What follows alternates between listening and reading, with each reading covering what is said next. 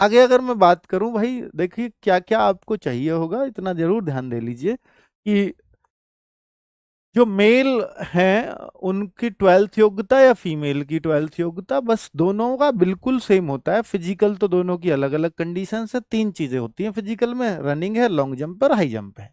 ठीक है, लड़के लड़कियों की अलग अलग कंडीशंस हैं।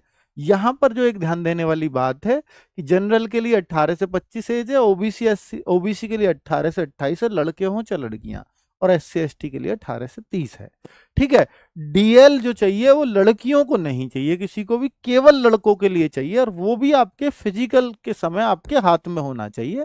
ऐसा नहीं मांगेंगे कि फॉर्म की लास्ट डेट तक आपको डीएल चाहिए। डीएल जो होता है लाइट मोटर व्हीकल होता है, लाइट मोटर व्हीकल आपका होना चाहिए। ठीक है। एलएमवी, तो एलएमवी एक होता है लर्निंग, जैसे ही आप जाओगे 1-2 दिन में आपको लर्निंग काट के दे देते हैं कि ये लो लाइसेंस अब चलाओ इससे, वो नहीं चल सकता उससे, वो नहीं चलती है लर्निंग। लर्निंग के 3 महीने बाद या 3 से 6 महीने बाद तक का समय कई कई जगह मिलता है, तो तब वो आपका डीएल बन के हाथ में आता है।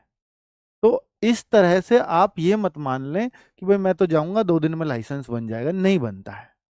ठीक है, इसलिए अपनी तैयारी पहले से करें। तो फिजिकल के समय मांगा जाएगा, और आप फिजिकल ये एक्सपेक्ट कर लीजिए कि मार्च अप्रैल से पहले नहीं होंगे, तो मार्च तक का समय है आपके पास लाइसेंस बनवाने का। तो जो अब से अप्लाई करोगे तब भी बन जाएगा बहुत आराम से। ठीक है। ओबीसी एससी एसटी के लिए सेंट्रल का कास्ट सर्टिफिकेट चाहिए, ये बिल्कुल ध्यान रखना भाई, सेंट्रल का ही होना चाहिए, इसमें कोई कोताही ना बरते। और डीएल, डीएल जो है वो यहां भी चाहिएगा, और ईडब्ल्यूएस में डीएल तो यहां भी चाहिए, लेकिन ईडब्ल्यूएस का सर्टिफिकेट चाहिए होगा 1 अप्रैल के बाद का हो, बेहतर होगा ये सेंट्रल का हो आपके पास। ठीक है। चलो, तो मैं अभी थोड़े से जवाब आपको और दे जाता हूं कि इन बातों पे कि दिल्ली